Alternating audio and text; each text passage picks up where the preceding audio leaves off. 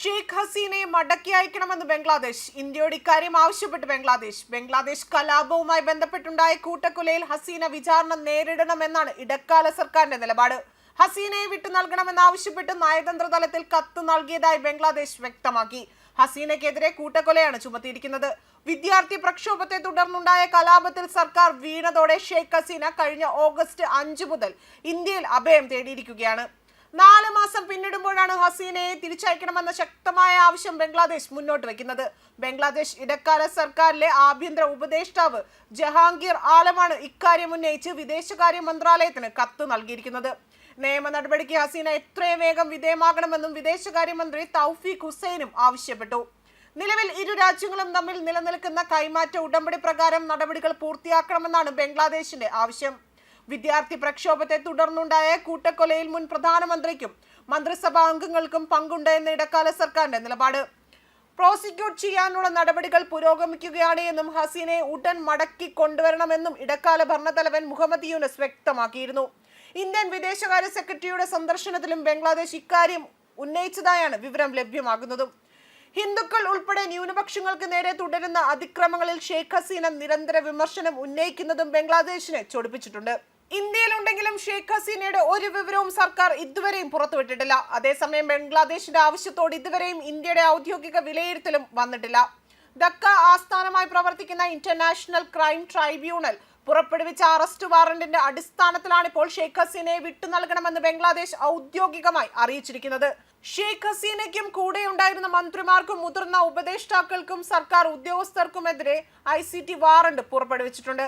ബംഗ്ലാദേശിലെ നിയമ നടപടികൾ പൂർത്തിയാക്കാനാണ് ഷെയ്ഖ് ഹസീനയെ കൈമാറണമെന്ന് ആവശ്യപ്പെട്ടിരിക്കുന്നതെന്നും ഇടക്കാല സർക്കാരിലെ വിദേശകാര്യമന്ത്രിയായ തൗഫീഖ് ഹുസൈനാണ് മാധ്യമങ്ങളെ അറിയിച്ചിരിക്കുന്നത്. ഇന്ത്യയും ബംഗ്ലാദേശും തമ്മിൽ കുറ്റവാളികളെ കൈമാറൽ കരാറുണ്ട്. ഇതിന്റെ അടിസ്ഥാനത്തിലാണ് ഷെയ്ഖ് ഹസീനയെ വിട്ടു നൽകണമെന്ന് ഇപ്പോൾ ബംഗ്ലാദേശ് ആവശ്യപ്പെട്ടിരിക്കുന്നത്. കഴിഞ്ഞ ആഴ്ച ഇന്ത്യയുടെ വിദേശകാര്യ സെക്രട്ടറി വിക്രം മിസ്രി ബംഗ്ലാദേശ് സന്ദർശിച്ചിരുന്നു. ബംഗ്ലാദേശിൽ ന്യൂനപക്ഷങ്ങൾക്കെതിരെ നടക്കുന്ന ആക്രമണവുമായി ബന്ധപ്പെട്ട ആശങ്ക ഇടക്കാല സർക്കാരിനെ അറിയിക്കുകയും ചെയ്തിരുന്നു. ഇതിന് പിന്നാലെയാണ് ബംഗ്ലാദേശ് സർക്കാരിന്റെ നീക്കമുണ്ടായിരിക്കുന്നതും. നേരത്തെ ഇടക്കാല സർക്കാരിന്റെ തലവൻ കൂടിയായ മുഹമ്മദ് യൂനസ് ഷെയ്ഖ് ഹസീനയ്ക്കെതിരെ വിമർശനവുമായി രംഗത്ത് വന്നിരുന്നു. ഷെയ്ഖ് ഹസീന ഇന്ത്യയിൽ ഇരുന്നു കൊണ്ട് ബംഗ്ലാദേശിനെതിരെ പ്രസ്താവനകൾ പുറപ്പെടുവിക്കുന്നു എന്നായിരുന്നു യൂനസിന്റെ വിമർശനം. അതേസമയം ഷെയ്ഖ് ഹസീനയുടെ ഭരണകാലത്ത് 3500 പേരെ ദുരൂഹമായി കാണാതായ സംഭവത്തിൽ ഇന്ത്യ ഉൾപ്പെട്ടതായി ബംഗ്ലാദേശ് ഇടക്കാല സർക്കാർ നിയോഗിച്ച അന്വേഷണ കമ്മീഷൻ വ്യക്തമാക്കിയിരുന്നു. കാണാതായ ചിലരെങ്കിലും ഇന്ത്യയെ ജയിലിൽ ഉണ്ടാകുമെന്നും കമ്മീഷനെ ഉദ്ധരിച്ച് ഔദ്യോഗിക വാർത്താ ഏജൻസി റിപ്പോർട്ട് ചെയ്യുകയും ചെയ്തിരുന്നു.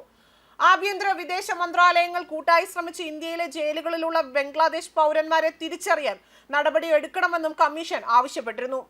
വിരമിച്ച സുപ്രീം കോടതി ജഡ്ജിയായ മൈമുൽ ഇസ്ലാം ചൗധരിയുടെ നേതൃത്വത്തിലുള്ള 5 അംഗ സംഘമായിരുന്നു കമ്മീഷൻ. കൂടാതെ ഇന്ത്യയിലേക്ക് പലായനം ചെയ്ത ഷെയ്ഖ് ഹസീനയെ ബംഗ്ലാദേശിലേക്ക് തിരിച്ചെത്തിക്കുന്ന നടപടിക്കും വിധേയമാകാൻ ബംഗ്ലാദേശ് ഇടക്കാല സർക്കാർ ഇന്റർപോളിന്റെ സഹായം തേടിയതായും റിപ്പോർട്ടുകൾ പുറത്തു വന്നിരുന്നു. അതേസമയം മുൻ പ്രധാനമന്ത്രി ഷെയ്ഖ് ഹസീന നടത്തിയ പ്രസംഗങ്ങൾ മാധ്യമങ്ങളിൽ സംപ്രേഷണം ചെയ്യുന്നത് ബംഗ്ലാദേശ് കോടതി നിരോധിച്ചിരുന്നു. മുഹമ്മദ് യൂനസിനെതിരെയും ഇടക്കാല സർക്കാരിനെതിരെയും വലിയ രീതിയിൽ വിമർശനം ഉന്നയിച്ചായിരുന്നു ഷെയ്ഖ് ഹസീന പ്രസംഗം നടത്തിയതും. ഷെയ്ഖ് ഹസീന നടത്തിയ വിദ്വേഷ പ്രസംഗമാണ് എന്ന് കോടതിയും അഭിപ്രായപ്പെട്ടിരുന്നു. മുഹമ്മദ് യൂനസിനെയും ബംഗ്ലാദേശിലെ നിലവിലെ സ്ഥിതിഗതികളെയും വിമർശിച്ചുകൊണ്ടുള്ള പ്രസംഗം ഇപ്പോൾ ഷെയ്ഖ് ഹസീനയ്ക്കെതിരെ നടന്നുകൊണ്ടിരിക്കുന്ന അന്വേഷണത്തെ സ്വാധീനിക്കുമെന്നാണ് സർക്കാർ അഭിഭാഷകനായ ഗോലം മുനവർ ഹുസൈൻ തമീം വാദിച്ചതും. നനച്ചിരിക്കാത്ത നേരത്താണ് സ്വന്തം രാജ്യത്ത് നിന്ന് പലായനം ചെയ്ത ഷെയ്ഖ് ഹസീനയ്ക്ക് ഇന്ത്യയിലേക്ക് അഭയം പ്രാപിക്കേണ്ടി വന്നത്. ഒരിക്കൽ ബംഗ്ലാദേശിനെ സൈനിക ഭരണത്തിൽ നിന്നും രക്ഷിക്കാൻ സഹായിച്ച ഹസീനയാണ് ഇന്ത്യയിൽ ഒളിച്ചു കഴിയേണ്ട അവസ്ഥയിലേക്ക് വന്നിരിക്കുന്നത്. വിവേചന വിരുദ്ധമായ വിദ്യാർത്ഥി പ്രസ്ഥാനം എന്ന കൂട്ടായ്മയുടെ നിസ്സഹകരണ സമരം കൊടുമ്പിരി കൊണ്ടതോടെയാണ് ഹസീനയ്ക്ക് നിക്കക്കള്ളിയില്ലാതെ തന്നെ ഒളിച്ചോടേണ്ടതായി വന്നത്.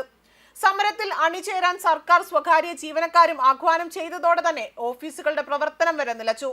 പ്രധാനമന്ത്രി ചർച്ചയ്ക്ക് വിളിച്ചെങ്കിലും പ്രക്ഷോഭകർ തയ്യാറായില്ല. വിദ്യാർത്ഥികളല്ല ഭീകരരാണ് പ്രക്ഷോഭത്തിന് പിന്നിലെന്നും ഉരുക്കുമുഷ്ടി ഉപയോഗിച്ച് അടിച്ചമർത്തുമെന്നും ഹസീന പ്രഖ്യാപിച്ചു. പിന്നാലെ പാർട്ടി പ്രവർത്തകർ രംഗത്തിറങ്ങുകയായിരുന്നു. പിന്നീട് നടന്നതെല്ലാം ഒരു ചരിത്രമായി തന്നെ പറയേണ്ടി വരും. ഏറ്റവും കൂടുതൽ കാലം ബംഗ്ലാദേശിന്റെ പ്രധാനമന്ത്രിയായിരുന്ന വ്യക്തിയാണ് ഹസീന. അഴിമതി കുറ്റം ചുമത്തി ജയിലിൽ അടയ്ക്കപ്പെട്ട ശേഷം രാജ്യഭരണത്തിന്റെ തലപ്പത്തെത്തിയ നേതാവ്. പലപ്പോഴായി 19 വധശ്രമങ്ങൾ അതിജീവിച്ച് ഏറ്റവും അധികം കാലം ഭരണത്തിലിരുന്ന വനിത. എതിരാളികളെ അടിച്ചമർത്തുന്ന നേതാവെന്ന് വിമർശനമുള്ള ഹസീനയ്ക്ക് അണികളുടെ വിശേഷണം മനുഷ്യത്വത്തിന്റെ മാതാവെന്നാണ്. 17 കോടി ജനങ്ങളുള്ള ബംഗ്ലാദേശിനെ അതിവേഗം വികസിപ്പിക്കുന്ന സമ്പദ് വ്യവസ്ഥയാക്കി മാറ്റി. പക്ഷേ ഏഷ്യയിലെ ഉരുക്കു വനിതയ്ക്ക് ഇപ്പോഴത്തെ പ്രക്ഷോഭത്തിന് മുന്നിൽ പിടിച്ചു നിൽക്കാനായില്ല എന്നതായിരുന്നു വാസ്തവം. ബംഗ്ലാദേശ് രാഷ്ട്രപിതാവ് ഷെയ്ഖ് മുജിബുർ റഹ്മാനും ബീഗം ഫാസില തുന്നീസയുടെയും മകളായി 1947 സെപ്റ്റംബർ 28 കിഴക്കൻ ബംഗ്ലാദേശിലാണ്, അതായത് ഇന്നത്തെ ബംഗ്ലാദേശിലാണ് ഹസീനയുടെ ജനനം. ബംഗ്ലാദേശ് രാഷ്ട്രപിതാവ് ഷെയ്ഖ് മുജിബുർ റഹ്മാനും ബീഗം ഫാസില തുന്നീസയുടെ മകളായി 1947 സെപ്റ്റംബർ 28 കിഴക്കൻ ബംഗാളിലാണ്, അതായത് ഇന്നത്തെ ബംഗ്ലാദേശിലാണ് ഹസീനയുടെ ജനനം. ഈഡൻ കോളേജിലെ സ്റ്റുഡൻസ് യൂണിയൻ വൈസ് പ്രസിഡന്റായിരുന്ന ഹസീന പഠനകാലത്ത് തന്നെ സ്റ്റുഡൻസ് ലീഗിന്റെ സജീവ പ്രവർത്തകയായിരുന്നു. ഭൗതിക ശാസ്ത്രത്തിൽ ഡോക്ടറേറ്റുള്ള ആണവ ശാസ്ത്രജ്ഞൻ MA വസുദേവ് മിഥയെ 1967 വിവാഹം കഴിച്ചു.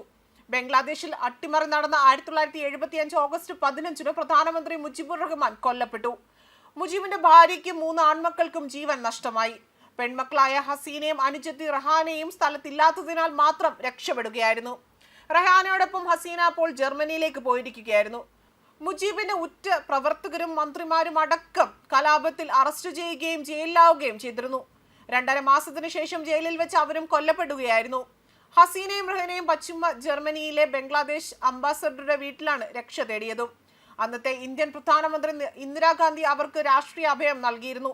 സൈനിക ഭരണകൂടം ഹസീനയെ വിലക്കിയതോടെ തന്നെ 6 വർഷത്തോളം ഡൽഹിയിൽ പ്രവാസ ജീവിതം നയിക്കേണ്ടി വന്നു.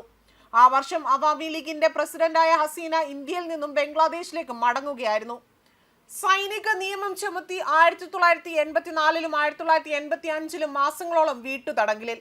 1986 പൊതു തിരഞ്ഞെടുപ്പിൽ മത്സരിച്ച ഹസീന പ്രതിപക്ഷ നേതാവായി. പിന്നീട് അധികാരത്തിലെത്തിയ പട്ടാള തലവൻ, നാഷണലിസ്റ്റ് പാർട്ടി നേതാവ് ഖാലിദ സിയ എന്നിവരും മുജീബിന്റെ ഘാതകരെ സംരക്ഷിച്ചു. കേസെടുത്തത് പോലും തടഞ്ഞു. പ്രതികളിൽ ചിലർ സ്വന്തം രാഷ്ട്രീയ കക്ഷികളുണ്ടാക്കി തിരഞ്ഞെടുപ്പിൽ മത്സരിച്ചു. 1991 തിരഞ്ഞെടുപ്പിലും അവാമി ലീഗ് പ്രതിപക്ഷത്തായിരുന്നു ഉണ്ടായിരുന്നത്. 1971 വരെ കിഴക്കൻ പാകിസ്ഥാൻ എന്നറിയപ്പെട്ടിരുന്ന പ്രദേശം ആ വർഷം നടന്ന ഇന്ത്യൻ പാകിസ്ഥാൻ യുദ്ധത്തിനു ശേഷമാണ് ബംഗ്ലാദേശ് ആയത്. യുദ്ധത്തിൽ ജയിക്കാനുള്ള സഹായവും പാകിസ്ഥാൻ പട്ടാളം ഭീകര അന്തരീക്ഷം സൃഷ്ടിച്ചപ്പോൾ പലായനം ചെയ്ത ജനങ്ങൾക്ക് അഭയം നൽകിയത് ഇന്ത്യയാണ്. ബംഗ്ലാദേശിന്റെ ആദ്യ പ്രധാനമന്ത്രി ഷെയ്ഖ് മുജിബുർ റഹ്മാൻ ഇന്ത്യയുമായി അടുപ്പം സൂക്ഷിച്ചു. 1975 പട്ടാള അട്ടിമറി കഴിഞ്ഞ ശേഷം 1991 വരെ പട്ടാള ഭരണമോ പട്ടാള മേധാവികളുടെ ഭരണമോ ആയിരുന്നു ബംഗ്ലാദേശിൽ. ജനറൽ സിയാവുർ റഹ്മാനും ജനറൽ ഇർഷാദും പട്ടാള മേധാവികളാണ് അധികാരത്തിൽ എത്തിയതെങ്കിലും പിന്നീട് രാഷ്ട്രീയ പാർട്ടികൾ രൂപീകരിച്ച് തിരഞ്ഞെടുപ്പിൽ വിജയിക്കുകയായിരുന്നു. ന്യൂസ് ഡെസ്ക് കർമ്മ ന്യൂസ്.